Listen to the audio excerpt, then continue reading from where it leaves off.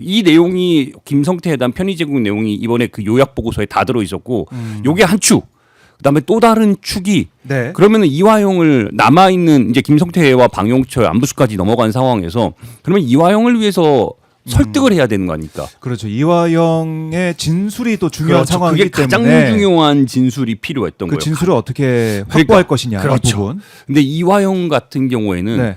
쪼개기 기소를 했어요. 이게 참으로 정말 수사권을 갖고 있는 검사들이 정말 무서운 건데 네. 최초의 뇌물 사건으로 들어갔던 이화영에 대해서 대북 송금 사건에 외환거래법으로 들어갔고 이 상황에서 가족들을 털고 경기도 가정 속에서 묘목과 밀가루 사업한 거를 또 기소를 하고 최근에는 그 위증 사건까지 기소를 한 겁니다. 네. 그래서 막 이렇게 해가지고 별건으로 가는 과정 속에서 이화영이 이렇게 압박을 받고 있는 상태에서 이재명에게 그 보고했다는 그러니까 북한에 쌍방울의 돈을 전달했다는 이 보고 진술이 필요했거든요. 네. 근데 이 진술을 설득하기 위해서 김성태의 최측은 이 2014년에 김성태를 검사였던 조재현 전 검사 현재 변호사가 수원지검장 출신입니다. 네. 이 사람이 김성태의 최측근이 어느새 됐는데 잡아넣었던 사람이 최측근이 된 거예요. 최측근이 됐어요. 영화처럼. 그리고 실제로 그 보고서에 의하면 네. 그 조재현 변호사가 이화영을 사적으로 그 안에서 공간에서 둘이 만나게 한 거예요. 그 보고서대로라면 법무부 보고서대로라면. 보고서 내용으로 그리고 보면 이 내용 속에서 법무부 보고서에 무슨 내용까지 있냐? 네. 그 내용들을 실제로 그 조재현 변호사가 이화영을 만났고 그 사람이 고위직이라는 거를 교도관들이 쫙 진술을 다 해놨어요. 그리고 가장 충격적이었던 건 네. 교도관 한 명이 안부수와 김성태와 방용철이 이 스케줄을 조정했다. 그러니까 진술 세미나를 했다는 식으로 멘트를 거기다가 그 법무부 보고서에다 그냥 적시를 해놓은 거예요. 그러니까 일정에 맞춰가지고 그렇죠. 세미나 형태로 그렇죠. 함께 모여서 그렇죠. 얘기 입을 맞출 수 있게 그런 스케줄 조정까지 있었다라는 그럼요. 증언이 이게 있다는 거예요. 그 증언이 맞습니다. 예. 이렇게 얘기를 했어요. 제가 알기로 이 교도관의 진술입니다. 교도관 진술입니다. 제가 알기로는요. 그래요. 왜 그러냐면 법정에서 진술이 달라지면 안 되니까 조재현 변호사가 말을 정확하게 해야 된다. 팩트로 이야기해야 된다. 말을 돌리면 안 된다. 확실하게 짚어야 이야기한다라고 그 교도관의 진술을 법무부 보고서에 거기에 딱 들어가 있는 거예요. 물론 이에 대해서 조재현 변호사는 뭐라고 하던가요? 굉장히 강하게 반발을 하죠. 이거 말이 안 된다. 내가 여러 차례 말했지만 이거 사실 아니다. 더 이상 말씀 드릴 수 없다고 했는데 예. 이렇게 연락이 안 닿다가 기사가 나가고 나서 이제 장문의 문자 한 번 이번에도 어미준 검사처럼 또 왔군요. 또 문자가. 왔고 그리고 이제 검사 전화도 출신 오고 문자. 했습니다. 예. 근데 이제 요는 말도 안 되는 얘기다. 이거 프레임을 짰다는 이 전직 교도관에 대해서 명예훼손으로 그 고소할 예정이라고 오늘 할 거라고 하더라고요. 월요일에. 일단 그래요? 이런 발언을 한 것 자체가 유감을 표한다면서 할 거라면서 추가적으로 저한테 문자를 또 보내왔는데 예. 이렇게 보내왔습니다. 우리 앵커 한번 이거 들어보시겠어요? 김 기자님, 허위 진술한 교도관 등 사실관계를 왜곡하거나 사실관계를 정확하게 확인 보도하지 않은 기자분들이 있다면 네. 확인되는 대로 고소할 예정입니다. 반론 내용을 명확하게 기사에 기재해 주시기 바랍니다. 네. 이렇게 오. 저한테 다 보도 끝나고 이제 추가적으로 전화 온 것까지 해가지고 다 반영을 했습니다. 근데 요거를 추가로 또 보내더라고요. 뭐 이것도 반영해서 기사로 뭐 다 써야겠네요. 녹여냈습니다. 반론 내용을 명확히 기사에 기재해 주세요. 다 녹여냈고 그래서 일부러 좀 더 디테일하게 말씀드리는 거예요. 근데 다만 이거를 우리가 왜곡한 게 아니라 법무부에서 교도관 진술을 바탕으로 한 내용이 공적인 문건 속에 들어있는 거잖아요. 그렇죠. 근데 이걸 이런 식으로 해가지고 무조건 왜곡이다, 사실관계를 뭐 다 비틀었다 이렇게 얘기하는 거는 좀 아무튼 저는 예. 연락이 안 되다가 뒤늦게 보도가 나니까 이렇게 연락이 짜자락 왔다. 되더라고요. 그래요. 근데 오마이뉴스만큼 이렇게 반론 내용 충실히 담아내고 그럼요. 또 최선을 다해서 담아드립니다. 팩트에 기반해서 보도하는 언론사가 저는 뭐 거의 없다고 보거든요. 저 최선을 다해서 최선을 다하고 있는데 반영해 드립니다. 네, 반론 내용 반영해 주고 있으니까 계속 반론 말씀 내용 주시면 저 있으면은 다- 네, 그럼요. 문자로든가 연락을 주십시오. 네. 네. 자, 그러니까 지금 보면은 교도관들의 증언까지 다 들어가 있기 때문에 그럼요. 법무부에서도 꼼꼼하게 조사하는 셈이네요. 그럼요. 그리고 이게 실제로 지금 서울고검에서 네. 이게 수사로 전환이 돼서 입건까지 이르지 않았습니까? 그렇죠. 이제 남아 있는 그 단계가 지금 쌍방울에 대해서까지 지금 들어왔고 네. 입건이 됐고 그 다음 단계가 이제 검사에 대한 단계인데 이 과정에서 이제 중요한 게 뭐냐? 바로 지난달 25일에 있었던 이화영 전 부지사의 위증 사건 재판입니다. 이게 다 연장선에 있는 그 재판들인데 예. 11월 25일에 이화영 전 부지사의 위증 사건, 그러니까 작년 10월에 박상용 검사 청문회, 국회에서 진행했던 그 청문회에서 이화영 전 부지사가 나와가지고 술 파티 날짜를 특정을 못했어요. 작년 10월에는 예. 이게 막 6월 말이냐, 6월 중순이냐를 가지고 날짜 두 개를 18일과 30일 막 이렇게 두 개를 막 오갔었거든요. 네. 근데 그걸 가지고 야, 너 실제로는 5월 17일 알고 있었는데 이거 국회 나와가지고 위증했잖아 해가지고 요것만 별건으로 딱 아하. 떼가지고 기소를 한 겁니다. 예. 그 기소를 한 내용이 지금 현재 재판으로 들어갔고 그 재판을 지난 4월부터 첫 공판이 있었고 9월 15일에 그 수원지법 형사 11부 송병훈 부장판사가 이를 국민참여재판으로 전환을 했습니다. 네. 그래서 12월 15일부터 19일까지 닷새 동안 국민참여재판을 진행하기로 했거든요. 이에 대한 근데 준비 과정이 배심원 후보자 250명을 뽑아서 연락을 다 취하고 이 중에 5명을 뽑아가지고 하는 얼마나 복잡한 거예요. 그런데 이에 대한 준비 과정을 4월부터 12차례에 걸쳐 11차례 12차례에 걸쳐서 그 공판 준비 기일만 하기로 한 거예요. 그리고 이때 11월 25일이 네. 증인에 대한 확정을 짓는 날이었습니다. 아, 중요한 날이네요. 그럼요. 예. 중요하죠. 근데 이때 검사들이 어떻게 했냐? 수원지검 검사들이 증인을 64명을 신청하고 이 중에 교도관이 42명이었어요. 그러니까 우리 앵커께서도 아시겠지만 한 명 증인 신문하는데 2명 하는데 보통 하루 종일 걸려요. 그렇죠. 근데 64명을 증인 신청을 했고 이 중에서 교도관이 42명이었어요. 이게 무슨 얘기냐면은 날짜가 특정이 안 됐다고 그 날짜를 특정한다고 5월, 6월, 7월에 해당되는 개호했던 그러니까 예. 이화영을 데리고 왔던 네. 그 모든 교도관 42명을 다 증인 신문한다는 거예요. 그러면 배심원 250명 불러놓고 이 중에 5명 뽑는 건데 네. 그 사람들 어떻게 벌써 2년 동안 재판할 거예요?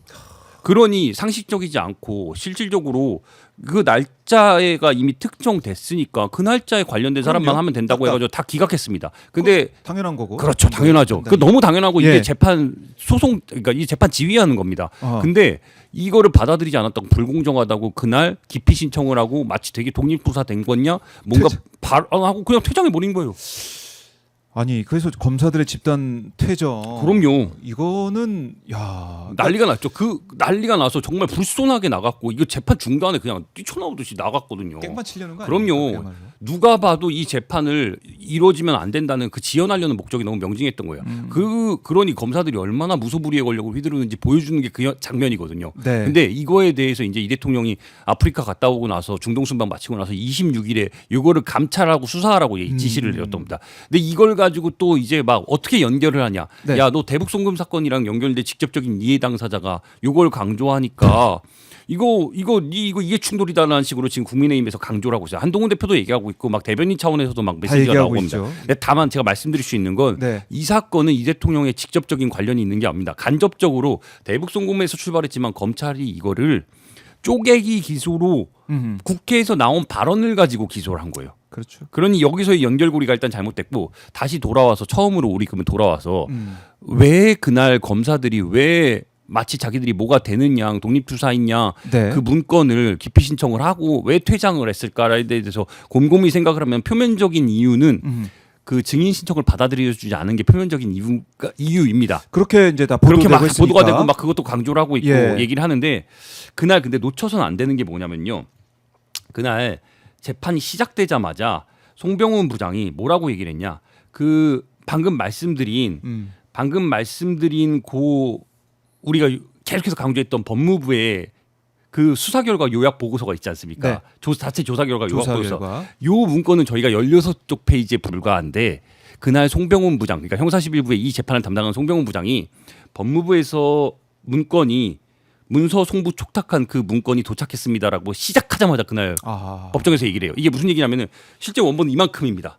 요걸 그래요? 옆에다 쌓아놓고 있더라고요. 그날 쌓아놓고 있는데 검사님들 그리고 피고인 측 법무부에 요청했던 그 문서 송부 촉탁하게 왔습니다. 그러면서 뭐라고 얘기를 하냐?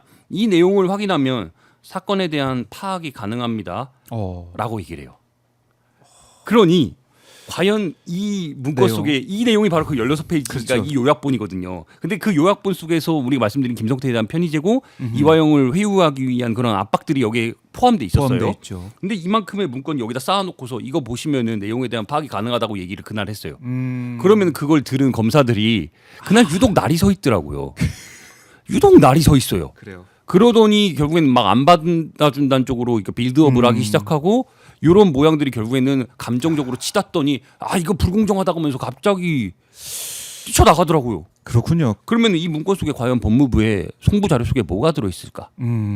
이 요약본은 우리가 이미 보도했거든요. 근데 네. 이 문건이 이만큼이에요. 아 그거 한번 또 확보해서 봐야 될 것 그럼요. 같은데. 그게 중요합니다. 예. 그러면 그 내용 속에서 과연 검사들이 이 문건이 과연 유포되고 이 문건이 이제 언론에 알려지고 알려지게 하면 되면? 그리고 이 재판이 12월 15일에 예정된 상황 속에서 이 내용이 알려져요. 아. 그러면 어떻게 될까요? 배심원들이 어떤 판단을 할까요? 이미 법무부의 자료 속에서 이 내용이 다 포함돼 있는데 우리 요약 보고서 봤는데 네. 그게 재판부에서 이거 왔다고 뭐라고 얘기를 했어? 내용을 확인하면 사건에 대한 파악이 가능하다고 재판장이 직접 말을 했습니다. 야. 그러니 난리가 나죠.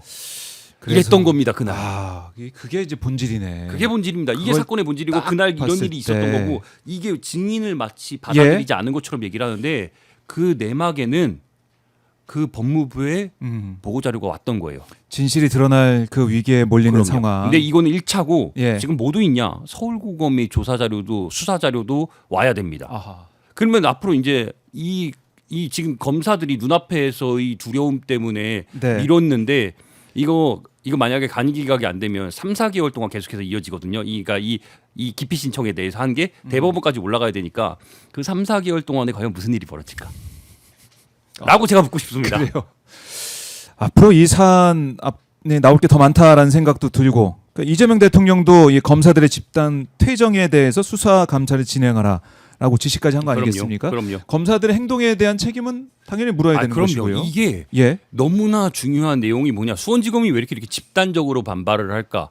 이 논란이 처음에 터졌을 때 수원지검에서 막 작년 4월에 자체적으로 뭐 교도관들 다 조사했다면서 네. 전화 조사했다면서 발표를 해요. 이런 일 술파티 전혀 없다고. 근데 웬걸 술 마셨다는 그런 기록들이 교도관들이 이미 했는데 그걸 짬시켜 버린 거예요. 하. 이런 기록들이 집단적인 이런 조작 정황들이 술파티 정황들이 편의 제공 정황들이 그 보고서에 다 들어 있어요. 그러면은 이게 단순히 한 명 박상용 검사에 과연 혼자 할 수 있었을까라는 의심이 자연스럽게 드는 거예요. 그리고 지금 이렇게 수원지검에서 보이는 집단적이고 조직적인 반발이 왜 그럴까라는 의심이 계속 드는 거예요. 그래서 이거에 대한 감찰과 수사와 나중에 이에 따른 진상규명이 명징하게 이루어져야 됩니다. 네. 검찰의 행위들이 지금 하나하나 드러나고 있고 결국에는 이재명 대통령을 겨냥한 이재명 너무? 대통령을 잡기 위한 너무 정말 큰 그림을 그리면서 하나하나 그 조각을 맞춰 나갔다 이런 생각도 들어요. 너무 우리 예. 앵커 지금 지적이 정확한 게 예. 정치인 이재명을 잡기 위해서 그 당시에 윤석열 정부 들어서 대장동 사건이 중앙지검에서 대장동 위례 막 성남FC 해가지고 막 몰아붙이듯 했잖아요. 요 사건의 그림. 그다음에 수원지검에서 대북송금 사건의 그림들이 있고 그 위에 막 짜잘한 걸로 해가지고 막 선거법과 위증교사 막 이렇게 많았잖아요. 네. 법인카드까지 갔습니다. 그렇죠. 요 근데 나중에 큰 건 두 개를 비교해서 보니까 제가 이거 다 취재를 5건을 다 했잖아요. 네. 똑같아요. 방식이 너무 똑같아요. 그러니까 주요한 그러니까 직접적인 연결고리의 증거 자료들이 없으니까 막 428억 그분이라고 했는데 안 나와. 그러니까 그 주변을 막 털어요. 여기도 대북송금의 수혜자라고 했는데 안 나와. 그러니까 이화영 털고 그 주변에 신명섭 털고 해가지고 다 턴 주변이까지. 그러고 나서 여기서 이제 안 되니까 네. 3인송으로 완성짓기 위한 방법들을 모색한 겁니다. 진술을 통해서. 진술을 세 명이 통해서. 얘기하면은 호랑이 없는 호랑이도 완성이 되는 거예요. 여기 거기 누구였어요? 쌍방울과 안부수와 이화영. 여기 누구였어요? 정진성, 김용을 통한 측근그룹과 여기 이제 그 담당자들, 그러니까 그 개발업자들 유동규 네. 이렇게 해서 완성하려고 막 압박을 넣었던 거예요. 근데 이게 안 됐던 거죠. 안 됐다. 네. 그러니까 그야말로 이제 법 기술을 써가지고 재판에서 진술 이거 3사람 이상 3인 성호 말씀하셨지만 그렇죠. 그렇게 가면은 우리가 유죄 받아낼 수 있어 이런 실제로 생각을 하고 유죄를 있었다. 이렇게 해서 받은 사람이 누구예요? 김용전 부원장이에요. 3인 송호가 완성돼서 그 3인 송호가 완성돼서 네. 결국에는 그 막 구글 타임라인을 배척해가지고 돈을 막 거기 받으러 갔다. 아니 그리고 뇌물 관련해 가지고 2013년 뇌물 관련돼 가지고 막 실제로 그 당사자들이 돈 안 줬다고 말하는데 이거 돈이 딴 사람한테 갔다고 말하는데 네. 유죄가 다 됐어요. 이런 것들이 지난 2, 3년 동안 계속해서 발생됐던 일인 거예요. 이제서 그래서 드는 생각은 뭐냐? 요거 이번에 이 건에 대해서 하나하나 확인을 안 하면 이대로 그냥 넘어가면 또 발생합니다. 또 발생해요. 그러니까 이게 뭐 루틴처럼 레파토리처럼 그럼요. 이렇게 하는 모습을 본 거 네. 아닙니까? 그리고 지금 내란의 밤 이제 1년 앞두고 있지만은 이 내란이 시작되게 된 거 결국에는 뭐 김건희 사법 리스크 이른바 여러 가지 의혹에 있어서 그걸 무마하기 위한 그렇죠. 윤석열과 김건희의 또 이제 박성재까지 함께 짜가지고 간 게 아니냐. 또 그 어떻게 보면 시발점 출발점은 한동훈 이 전 장관, 법무부 장관 시절에 이재명 대통령을 제대로 그럼요. 요리하지 못했다. 거기에 대한 윤석열의 그 분노 그럼요. 그게 있었고 이게 이 건뿐만 있는 게 아니라 지난주에 노웅래 전 의원 네. 그 막 바스락거리 소리 난다고 돈 소리 난다고 얘기했던 결국엔 무죄 맞잖아요. 그 나와가지고 국회 와가지고. 바스락 네. 소리 난다 뭐 돈봉투 소리 들린다 얘기했는데 근데 그거 무죄됐죠. 민주당 돈봉투 사건 관련돼 가지고 다 무죄됐습니다. 그렇네요. 이런 일들이 벌어지고 있고 이거 과연 거기서 구속되고 거기서 실제로 피해받은 사법 피해자들이 이렇게 많은데 그 울산 송초로 시장도 마찬가지예요. 그러니까 황운하 전 의원이랑 다 그렇게 전 정권을 겨냥해서 이루어졌던 이 모든 행태들이 네. 결국에는 지금 지나고 보니까 다 무죄예요. 다 상황. 무죄입니다. 근데 무죄가 나오기까지 또 시간이 엄청 걸리기 때문에 보통 5년에서 10년 정도에 그냥 갖다 쏟아부은 인생이 그냥 멈춤이 되는 겁니다. 그러니까 이 검찰을 활용해서 이재명을 주저앉히기 위한 그 여러 가지 시도를 했던 게 아니냐라는 생각이 또 들고, 그러니까 윤석열 그 정권 차원에서 검찰을 그냥 주물락 거리면서 이걸 다 지휘했다. 그럼요. 내란 앞서서의 여러 가지 김건희에 관련된 의혹도 마찬가지고 이재명 대통령 관련된 여러 가지 의혹도 마찬가지고 그럼요. 이걸 부풀리고 또 언론에서 그걸 받아가지고 쓰고 막 이렇게 하면서 여론을 또 만들어가던 그런 이제 부분들이 다만 있어요. 제가 여기서 이제 우리가 놓쳐서 이 대북송금 사건으로 다시 한번 돌아와서 하나만 조금 말씀드리면은 이게 지금 조금씩 진실이 드러나고 있잖아요. 근데 이제 다만 검찰에서 이재명을 잡기 위해서 이 편의를 제공했다고 김성태에 대한 편의를 제공하고 이화영을 잡기 위한 막 이런 것들이 이루어졌다고 지금 계속 네. 사실관계가 밝혀지고 있는데 제가 이제 법인카드를 분석하다 보니까 그 법인카드 속에서 튀는 금액들이 좀 있어요. 예를 들어서 청담동 그 압구정 로데오 거리에서 술집에서 그 법인카드가 막 수백만 원씩 결제된 내역들이 좀 튀어나오더라고요. 수백만 원이 그게 반복적이고 지속적으로 결제된 내역들이 튀어나오고 있어요. 근데 이제 다만 내가 이거 취재를 예. 더 깊게 지금 이렇게 살펴보고는 있는데 더 깊이 들어가지 제한적인 부분 그 1,800원이랑 좀 비슷하더라고요. 이게 의혹은 되는데 요게 정확하게 뭐다라고 단정은 못 짓겠는 거예요. 네. 그러니 이런 것들은 수사를 통해서 그리고 이거는 감찰을 통해서 확인해야 되는 지점들입니다. 그 1084 카드 그러니까 김성태를 보좌했던 그 카드가 네. 압구정 로데오 거리에서 실제로 그런 업소들에서 막 긁혀요. 저녁에 퇴근하고 그러면 이걸 자기들이 긁었을까라는 생각이 계속 저는 드는 거예요. 이게 누구를 위한 편의 제공이 아닐까라는 생각도 들고 다만 이건 제가 취재 과정이고 이걸 네. 튀는 금액들도 확인해야 된다는 게 제가 이 취재한 한 사람으로서 당부드리는 바입니다. 있습니다, 뭔가. 뭔가 있다. 네.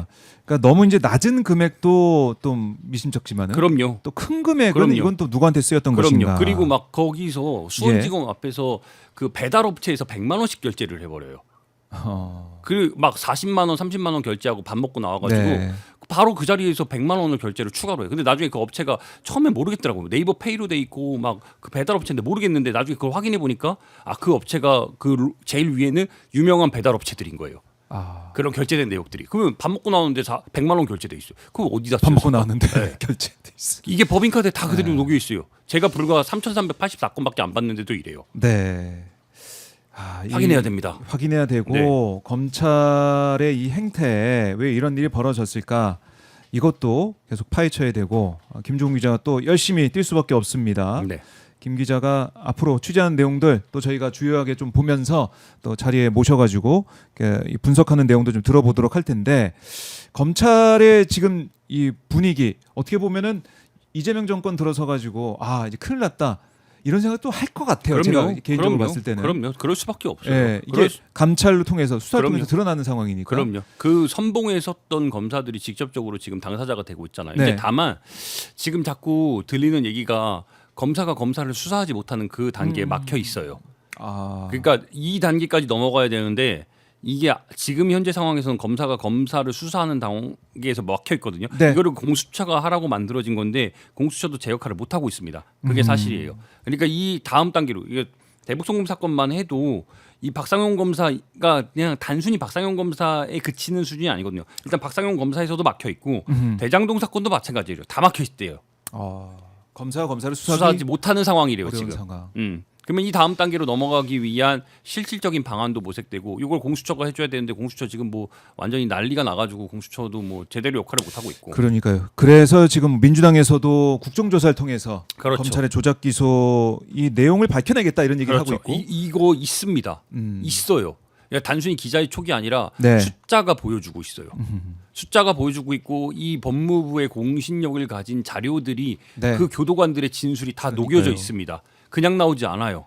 있습니다. 있습니다. 이걸 계속 파헤쳐야 되고 참 그 법인카는 너무 바빴네요. 여기 그럼요. 아니, 계속 쫓아야 같이 출근하고 같이 출근했다가 대기했다 밥 먹고 집어넣고 같이 또 이제 가면은 집에 가면 같이 퇴근합니다. 그러면 이제 성남을 용인 거기가 용인이거든요. 용인 네. 바로 붙어 있는데 용인을 거쳐서 성남을 거쳐서 강남을 거쳐서 그 용산 본사까지 갔다가 이제 신당동까지 또 올라가요. 거기 신당동에 원래 본사가 있었거든요.